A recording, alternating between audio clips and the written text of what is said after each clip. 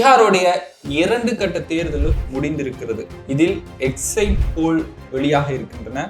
இந்த கருத்து கணிப்பில் ஒட்டுமொத்தமாக பீகாரை தலைகீழாக மாறும் விதமாக என்டிஏ கூட்டணி முன்னிலையில் இருக்கிறதா, இந்தியா கூட்டணி முன்னிலையில் இருக்கிறதா? பீகாருடைய 2ஆம் கட்ட வாக்குப்பதிவு நடக்கின்ற பொழுது டெல்லியில் பிளாஸ்ட் ஆகியிருக்கிறது. ஒரு பக்கம் இந்த சம்பவம், மறுபக்கம் தேர்தல். இது சதி செயலா இல்ல விபத்தா? இது சார்ந்த முழு விபரத்தை தான் இன்னைக்கு வீடியோல பார்க்க இருக்கிறோம். வாங்க வீடியோக்குள்ள போலாம்.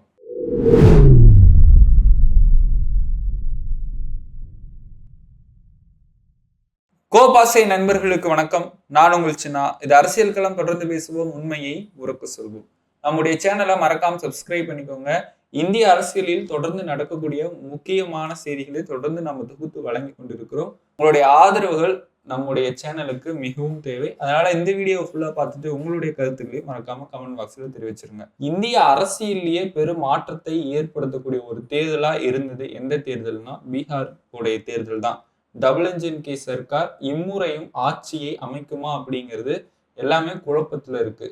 இப்ப பீகார்ல முதல் கட்ட வாக்குப்பதிவு 6ஆம் தேதியும் 2ஆம் கட்ட வாக்குப்பதிவு 11ஆம் தேதியும் நடைபெற்று முடிந்திருக்கு. 2ஆம் கட்ட வாக்குப்பதிவு அன்னைக்கே ஒரு பக்கம் டெல்லியில பாம் பிளாஸ்ட் ஆயிருக்கு. கார் வெடிப்பு சம்பவம் நிகழ்ந்திருக்கு. இது சதி செயலா இல்ல திட்டமிட்ட சம்பவமா இல்ல விபத்தா அப்படின்னு பல்வேறு கேள்விகளை எதிர்கட்சிகள் வைக்கிறாங்க. அப்படியாகத்தான் பிரியங்கா கார்கே அவர்கள் அமித்ஷாவை பார்த்து கடுமையான ஒரு குற்றத்தை சாட்டி இருக்கிறார். அமித்ஷாவுடைய அலட்சியத்தால் இன்னும் எத்தனை உயிர்கள் மாய இருக்கிறது அப்படிங்கிற ஒரு கேள்வியை கேட்டிருக்கிறார். உள்துறை அமைச்சர், அதுக்கு கீழே உளவுத்துறை அமைச்சகம், அப்புறம் பாதுகாப்புத்துறை அமைச்சகம், இதெல்லாம் இந்தியாவில என்ன செய்து கொண்டிருக்கிறார்கள்? இப்படி பல்வேறு கேள்விகளை வைத்திருக்கிறாங்க. ஒரு பக்கம் பீகாருடைய தேர்தல், மறுபக்கம் டெல்லியில இந்த மாதிரியான சம்பவம். பீகார் தேர்தல் முடிந்த பிறகு எக்ஸைட் போல்ஸ் என்ன சொல்றாங்க? ஒரு பக்கம் கோடி மீடியா பிஜேபி தான் மறுபடியும் ஆட்சி அமைக்க போகுது, ஜேடியு தான் ஆட்சிக்கு வர போறாரு, ஜேடியு தான் மீண்டும் பீகார்ல ஆட்சி அமைக்க போறாங்க அப்படின்னு கோடி மீடியா தங்களுடைய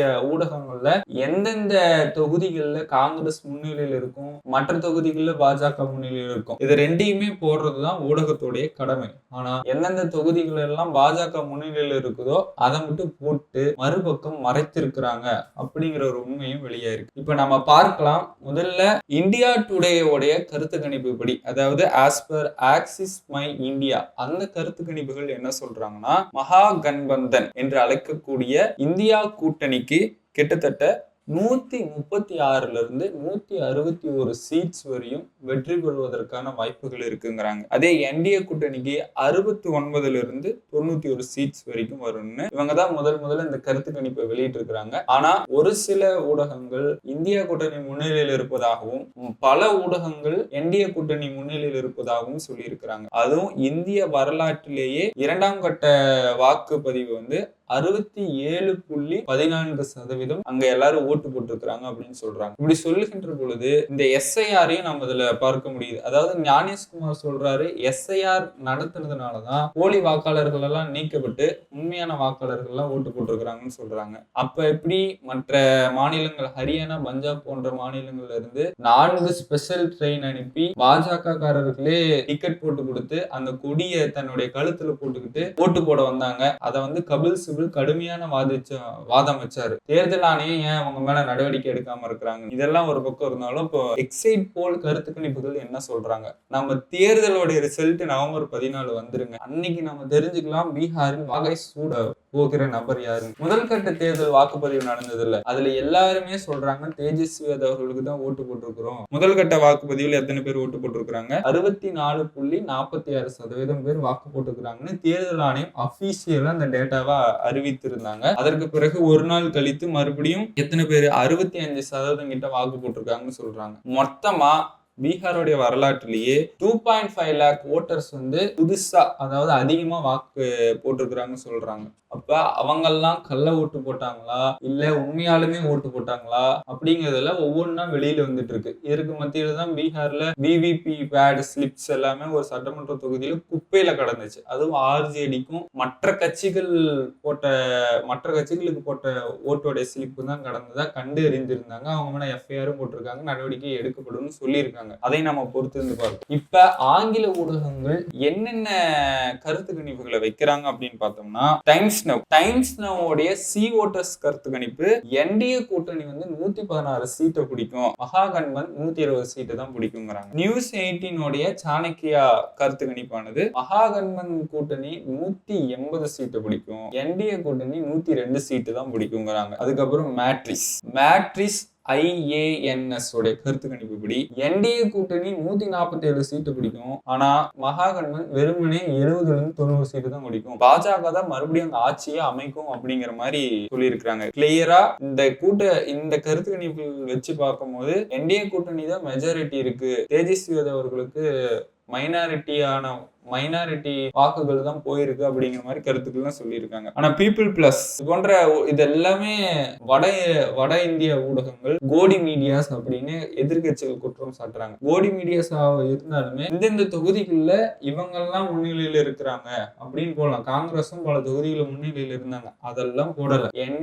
என்டிஏ எங்க முன்னிலையில இருந்துச்சோ அதை மட்டும் தான் போட்டிருக்கிறாங்க அப்படிங்கிற குற்றச்சாட்டையும் வைக்கிறாங்க. அடுத்து பீப்புள் பிளஸ் உடைய கருத்து கணிப்பு படி என்டிஏ கூட்டணி 132 சீட்ல இருந்து 159 சீட் வரைக்கும் வாங்கும் அப்படிங்கிறாங்க. அதுவே மகாகண்மன் கூட்டணி வந்து மிகவும் லோயர் சீட் தான் வாங்குங்கிறாங்க. அதுக்கப்புறம் பீப்புள்ஸ் இன்சைட் அவங்களுடைய கருத்து கணிப்புப்படி என்டிஏ கூட்டணி 133 இருந்து 140 சீட்டை வாங்கும், மகாகண்மன் வெறுமனே 87 இருந்து 102 சீட்டு, அதர்ஸ் 5. அதை விட என்னன்னா சென்சுராஜ் கட்சி வந்து பாஜகவுடைய ஓட்டு இந்தியா கூட்டணி ஓட்டுலாம் பிரிக்க போறாங்கன்னு சொல்றாங்க. சென்சுராஜ் கட்சி பிரசாந்த் கிஷோர் அவர்கள் போட்டி இடாததுனால அவரோட கட்சி பின்னாடி போயிடுச்சு.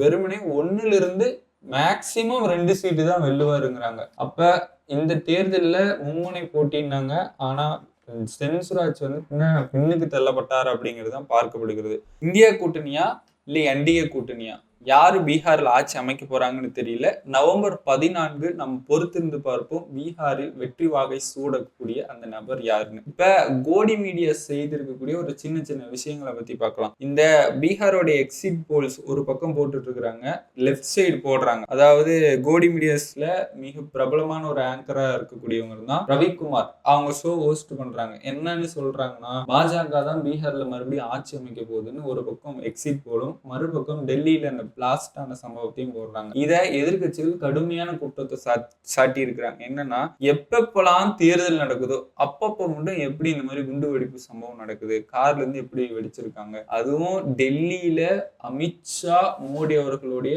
மூக்கின் நுனி பகுதிங்கிறாங்க. டெல்லியில தான் அவங்களும் இருக்கிறாங்க. பாராளுமன்ற அந்த இருக்கக்கூடிய இடம், ரெட் ஃபோர்ட், இந்த இடங்கள்ல எப்படி குண்டு இருக்கக்கூடிய கார் வந்து உலாவிட்டு வந்திருக்கு, அதையே தடுக்காம இருந்தாங்க. பாதுகாப்புத்துறை அமைச்சகம் என்ன பண்ணிட்டு இருந்துச்சு, இன்டெலிஜென்ஸ் ரிப்போர்ட் ஏன் கொடுக்காம இருந்தாங்கன்னு கடுமையான குற்றச்சாட்டை வைத்திருக்கிறாங்க. இதுதான் பிரியங்கா கார்கே அவர்கள் தெளிவா சொல்லிட்டாரு. அலட்சியத்தால் நடந்த சம்பவம், இன்னும் அலட்சியத்தால் எத்தனை உயிர்கள் மாய இருக்கிறது அப்படிங்கிற கேள்வியில எழுப்புறாங்க.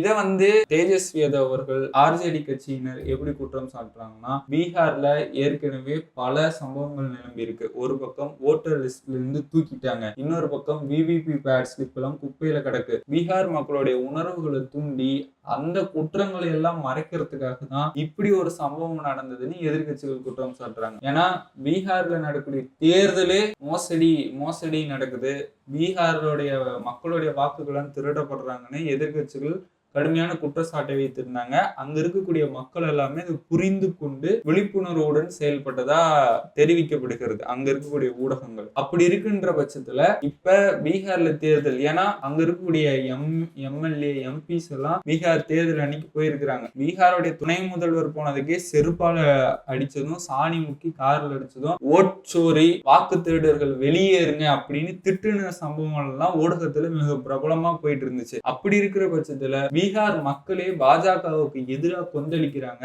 நிதிஷ்குமாருக்கு எதிராக கொந்தளிக்கிறாங்கன்னு தெரிந்து கொண்டு இந்த சம்பவத்தை அப்படியே திசை திருப்புவதற்காக டெல்லியில இது ஒரு சம்பவம் நடந்திருக்குன்னு எதிர்கட்சிகள் கடுமையான குற்றம் சாட்டி இருக்கிறாங்க. அப்ப ஒரு பக்கம் தேர்தல் களம், இன்னொரு பக்கம் டெல்லியில இந்த மாதிரி குண்டு வெடிப்பு சம்பவம், இரண்டையும் நம்மால் பொருத்தி பார்க்க முடியவில்லை என்றாலும் எதிர்கட்சிகள் பொருத்தி இந்த மாதிரி ஒரு கருத்து தெரிவிச்சிருக்கிறாங்க. நம்ம தொடர்ந்து பொறுத்திருந்து பார்ப்போம். இது சதி செயலா, இல்ல திட்டமிட்ட சதியா, விபத்தா, இல்ல தேர்தல் பிம்பத்துக்காக இப்படி மாத்தி இருக்கிறாங்களா, இதெல்லாம் பின்னாடி பல தரவுகள் அடுத்தடுத்த ஆய்வாளர்கள் ஆய்வு செய்து போடுவாங்க. அதை நம்ம காணொலியாக நிச்சயமாக போடுவோம். தொடர்ந்து பொறுத்திருந்து பார்ப்போம். பீகாரில் வெற்றி வாகை சூடுவது யார் என்பதை உங்களுடைய கருத்துக்களை மறக்காம தெரிவிச்சுட்டு போங்க. இந்த பீகார் தேர்தல் எப்படி இருந்தது, இதெல்லாம் உங்களுடைய கருத்துக்களை நீங்க என்ன நினைக்கிறீங்கன்னு மறக்காம கமெண்ட் பாக்ஸ்ல தெரிவிச்சுட்டு போங்க.